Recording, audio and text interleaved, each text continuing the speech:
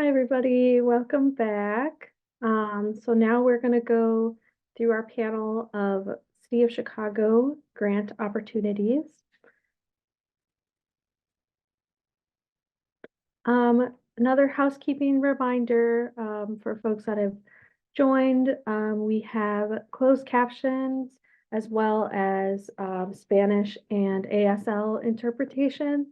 And I just want to ask the presenters to make sure you speak slowly so that translators can have time to translate. And we're gonna please enter any questions that you have in the chat box. Yeah, I think we will have some time for Q&A at the end. And if you have any technical issues, reach out to us at SPH Collaboratory at UIC. Hi, this is as a matter of fact, Eric Schell. I'm stepping in for Sylvie today. I'm Director of Strategic Planning and Impact here at DFSS. Kayla, do you want me to go ahead and just go and get started? Yep, go ahead. Happy to do so. So we can go to the next slide. I'm going to be presenting you today about upcoming opportunities and just a little bit of an overview of how things work here at DFSS.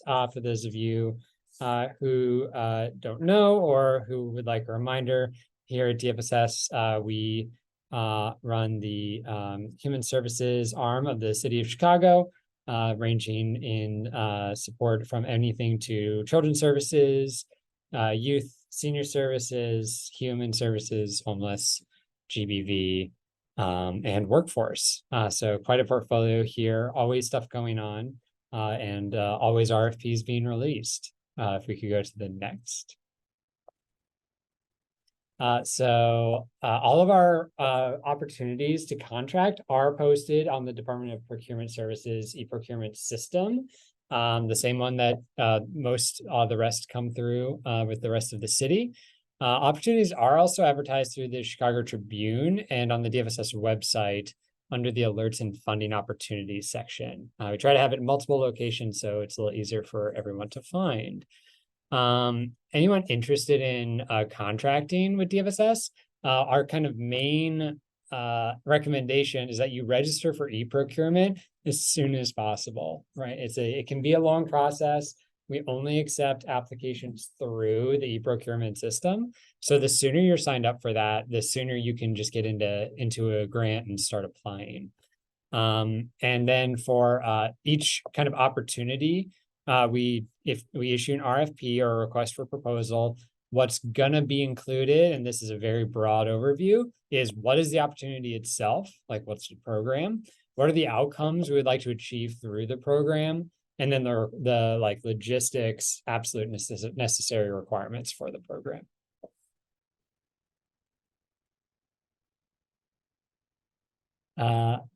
This is our kind of currently open list. And as you can see here, that kind of scope of many folks or many opportunities presented is varied and wide. We have our human services division, has our legal services for unaccompanied immigrant children.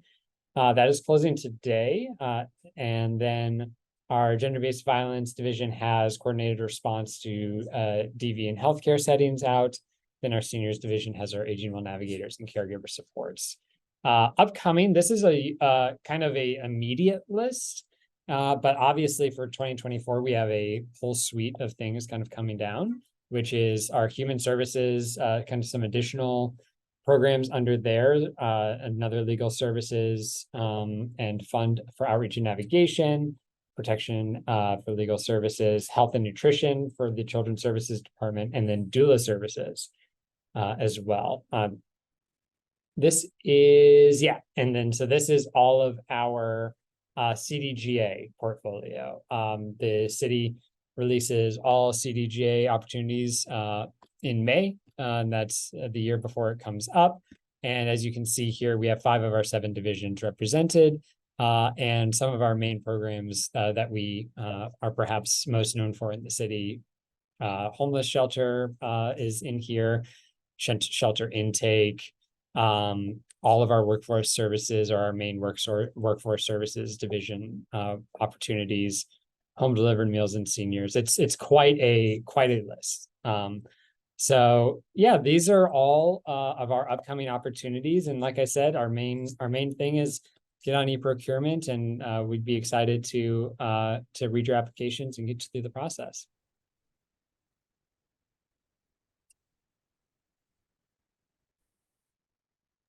Thank you, Eric, and sorry for that confusion. Next up, we will have the Department of Business Affairs and Consumer Protection.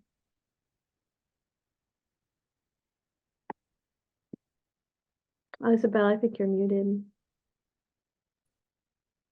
Oh, sorry, my computer Okay. refuses to mute me. Here we go. My name is Isabel Velez Diaz, and I'm the Director of Economic Recovery for the Department of Business Affairs and Consumer Protection.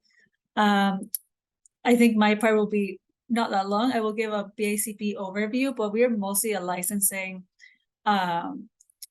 department, but we do have some programs that nonprofits can apply for. And I'll talk about that in a second. But so BACP, or the Department of Business Affairs and Consumer Protection, our main goal is to ensure a fair and vibrant marketplace for businesses, workers, and consumers for the city.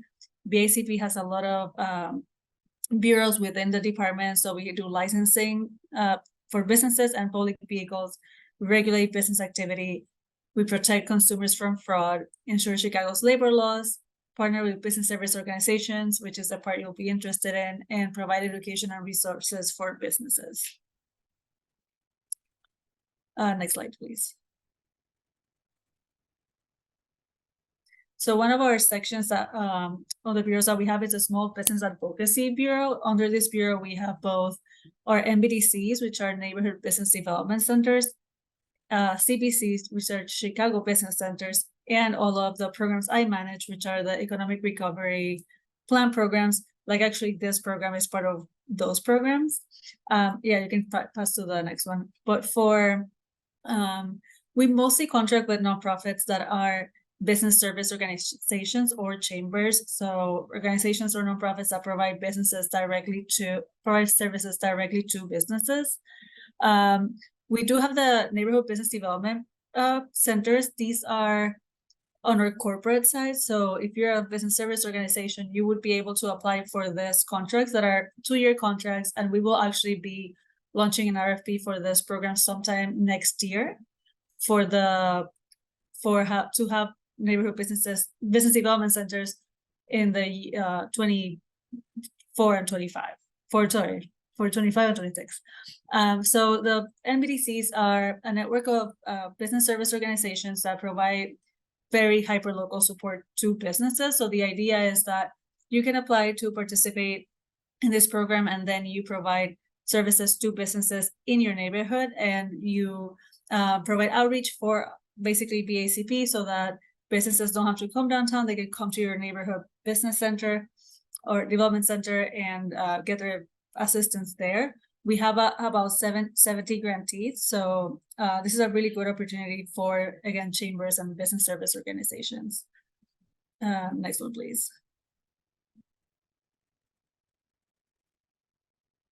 We also have the EDGE Encouraging Diversity, Growth, and Equity Initiative. This is also a program that for now is annual. We just finished the 2023 version, and we will launch at sometime next year an RFP for the 2024 version. This is a program also to provide business supports, like most of our programs are, but this one is targeting small businesses that are either new to city contracting or have been subcontractors and want to become the main contractor with the city. We work with all types of businesses, and the idea is to increase and diversify who works with the city and who gets to have a city contract. Next slide, please. And economic recovery, which is the part that I actually lead. We are managing all of the federally funded programs through the Economic Recovery Bureau. If you can go to the next slide.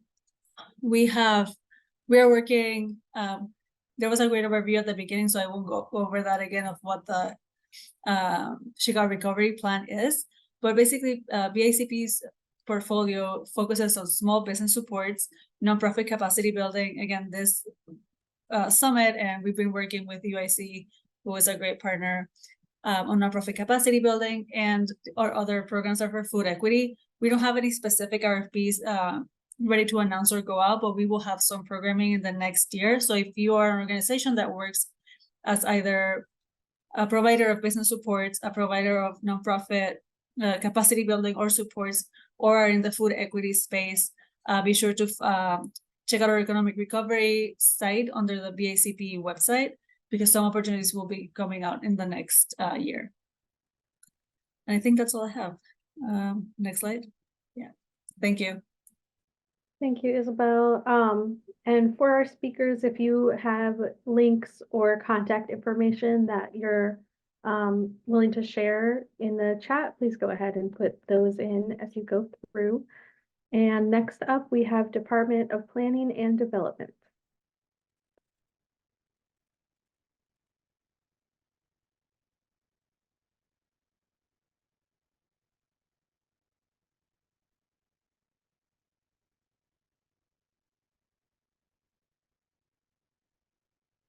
And I'm not sure that Mark is on.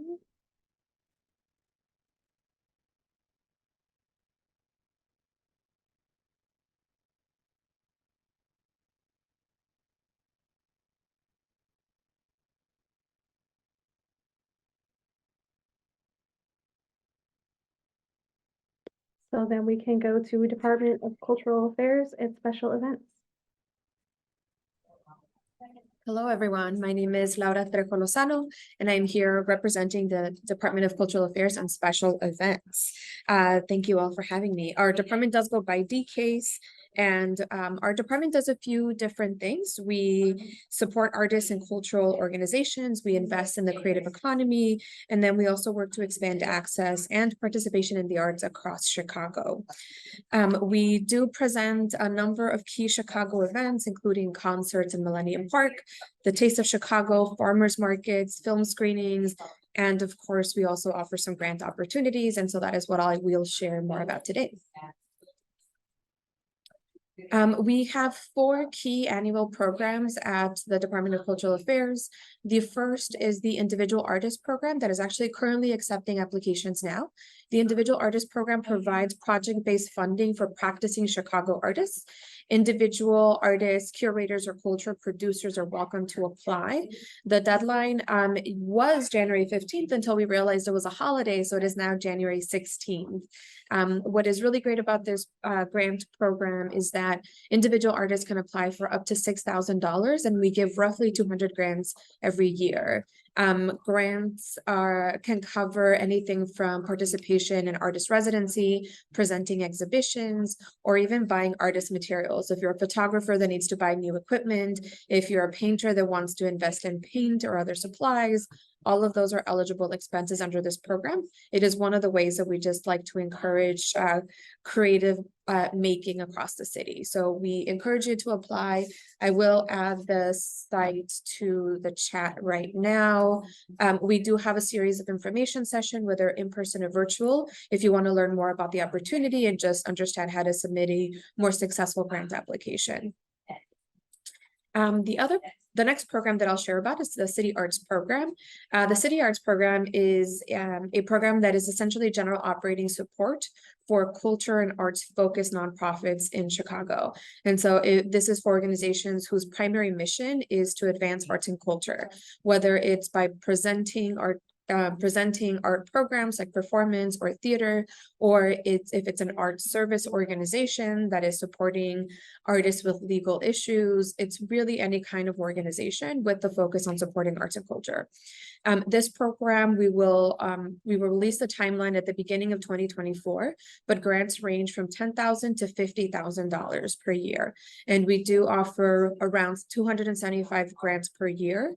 This is one of our more competitive programs in the sense that a lot of organizations apply, and because it is general operating, it is highly coveted. So we also encourage you to spend some time on your application and reach out to us if you have any questions.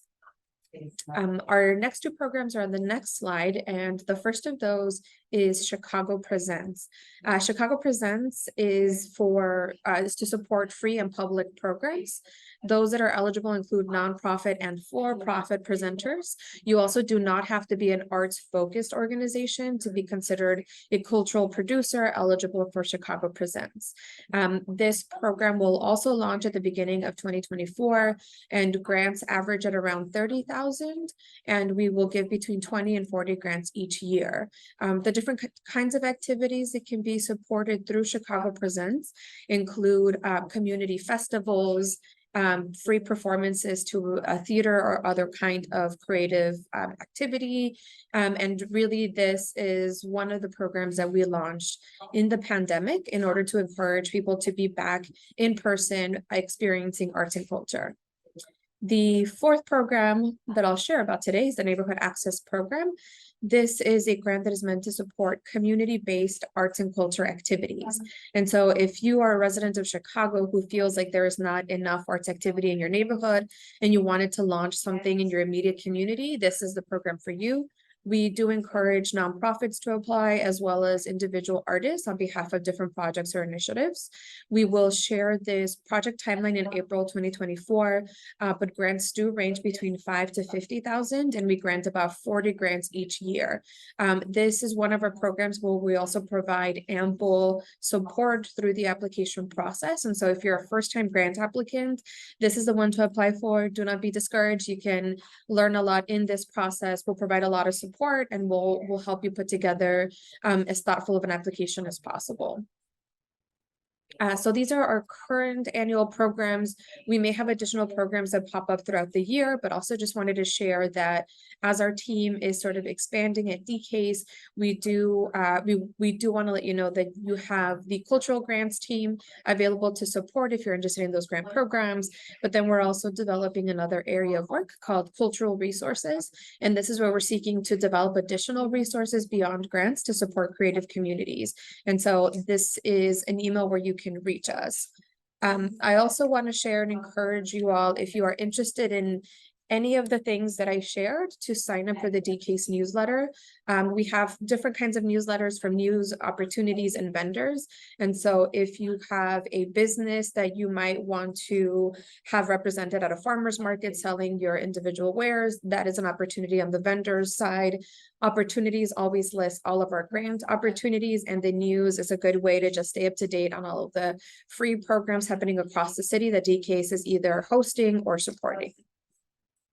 And that is it for me. I'll just add my email to the chat.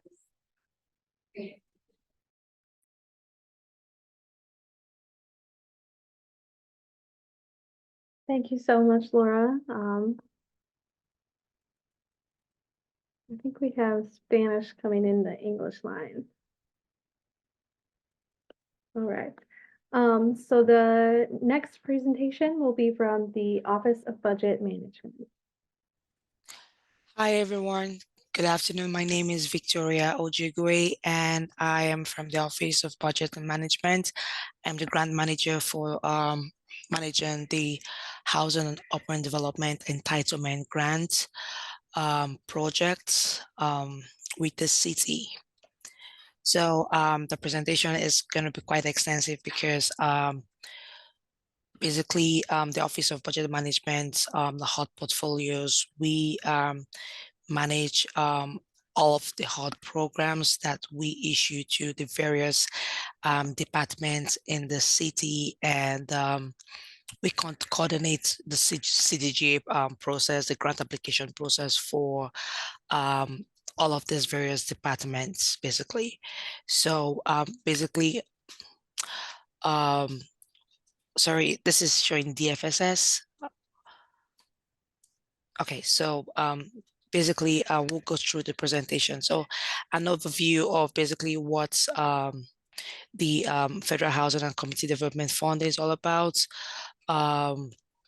We'll be looking at what are the eligible activities that you could, if you're interested in applying, what are the eligible activities that you could apply to, and what's basically the city has historically funded over the years for you to have an idea. Currently, the city funds through various activities through these departments, the Department of Family and Support Services, Chicago Department of Public Health, Department of Housing, the Mayor's Office of People with Disability, Commission on Human Relations, and the Housing and Infrastructure Projects. These are all the departments that currently is being funded through the HUD program. Next slide.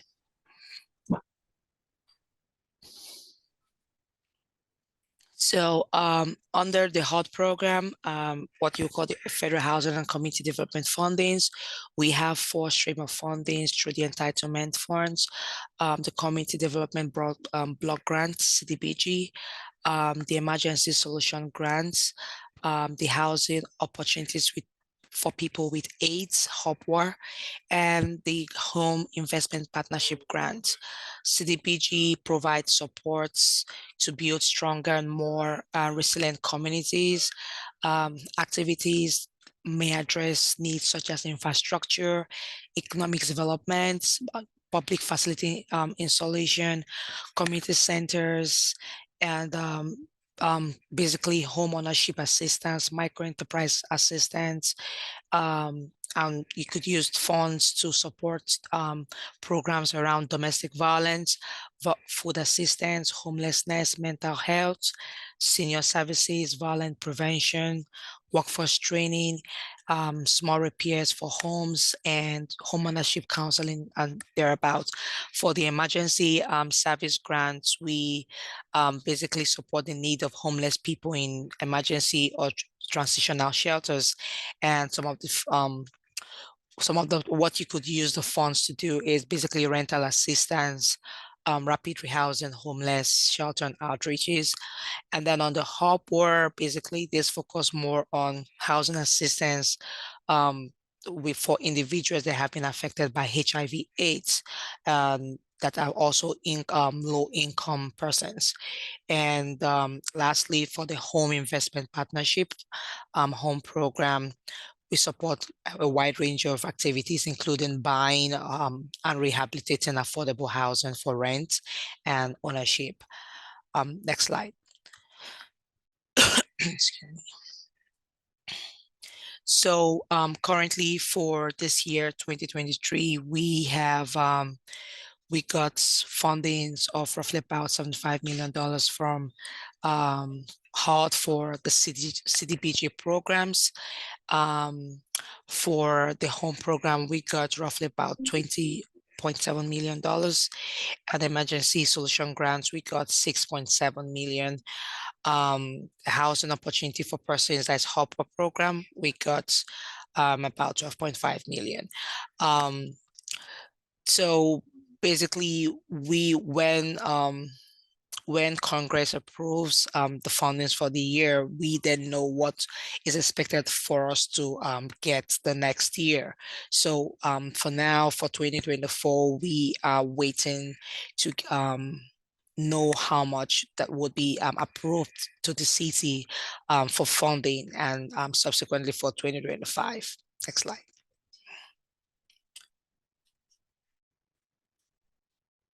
Yeah, okay, so let's skip the next slide just to run through that. So basically, each of the slides here gives more detailed on what various departments basically use the HUD funds to achieve. Eric in his previous presentation had gone through what DFSS basically supports with HUD funding. So I would recommend that we skip through what Department of Family Support Services provides. So we could skip.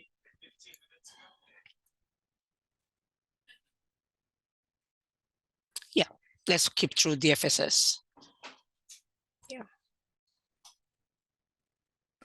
Yes, and then for the Department of Public Health, Currently, basically the vision is to provide a city of thriving communities where all residents, are able to live healthy lives.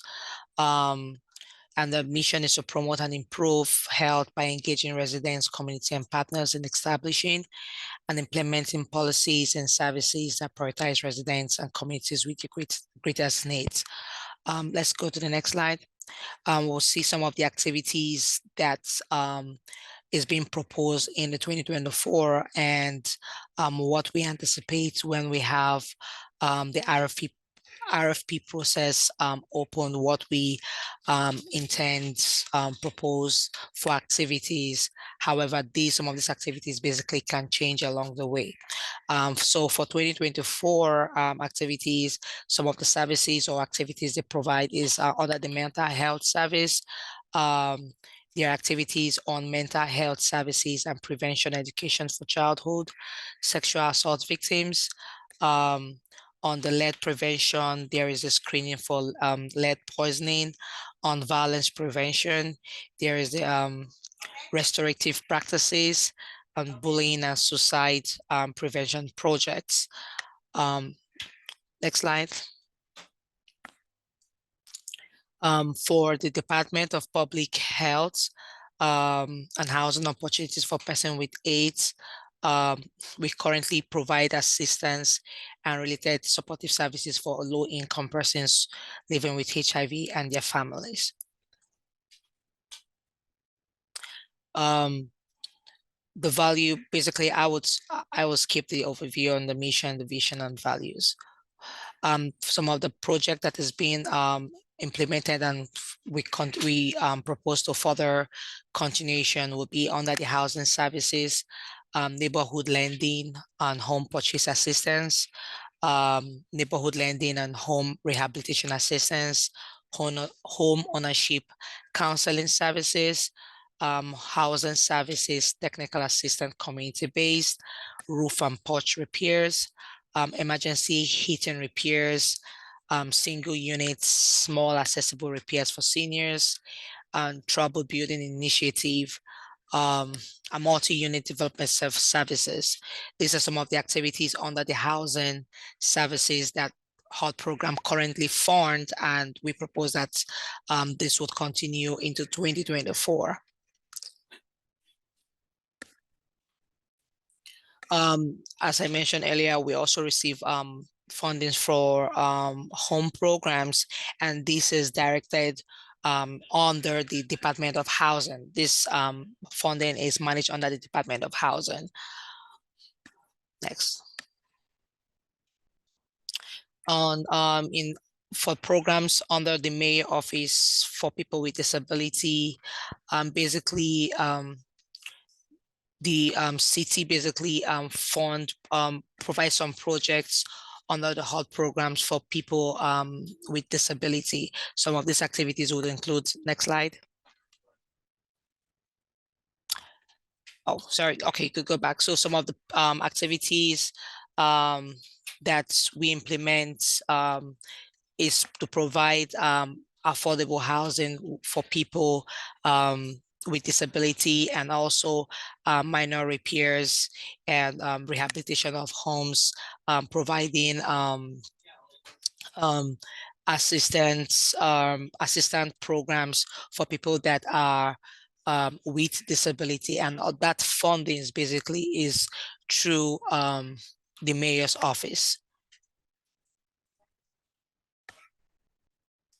On the Commission on Human Relations, basically we provide services and fundings to support victims of hate crime, either based on race or based on gender, conduct human relations workshop for schools and communities, and provide mediation in communities that attest, including dispute between neighborhoods, and dispute between community residents and local businesses.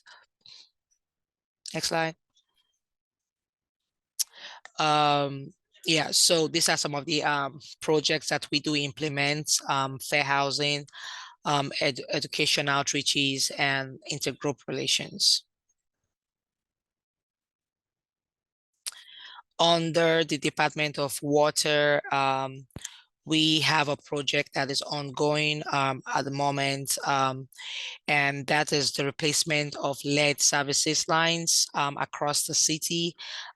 This currently we are implementing in 2023. We intend to continue the implementation into 2024. Next slide. Some keynotes for the HUD CDG portfolio basically is the fact that we send out our RFPs 1 year to basically 1 year before the program year. So for 2024 programs, the RFP process has closed out. However, we are currently in process of releasing a call for 2025, and in 2025 that is where we have new programs. We intend to release new programs and continue with some of these programs. Tentative timeline for us to release calls for HUD CDG application process is roughly around April and May of 2024. And after we make that public call, basically we make that announcement through our iSupplier e-procurement site, the city e-procurement site. We also advertise in the public papers through Chicago Sun. And once we have that, we also have a technical assistance section at various locations in the city. We would advertise and make known what are those locations where nonprofits or organizations can come in and ask whatever question that you might have to have a successful application and a successful call. So we would set up those technical assistants, have those locations known, and in what month through the city website as well as the newspapers. And at that point, we also anticipate that sometime around between May and June, the real call for submissions for HUD programs would be released. And at that point, you could have confidence to apply to whatever programs based on these presentations that you might be interested in through any of the departments. On the presentation, I have provided the link in case you are interested in applying to any of these HUD programs or projects. You could sign up for this for notification when an RFP process is opened for any of the city calls or basically HUD calls. You will get that notification once you've signed up via this link. Thank you, and I appreciate having me on the program. Thank you. Thank you so much, Victoria. That was so many opportunities. So if anybody heard something that is relevant to the work that they're doing, or even slightly relevant, you want to get more information, definitely reach out to those resources that she provided. And I put the last link that you shared there for notification sign up in the chat. And just to answer Wesley's question really quick, we will be sharing the slides from the presentation afterwards. And now John is on the line, so we will go ahead and do the Department of Public Health.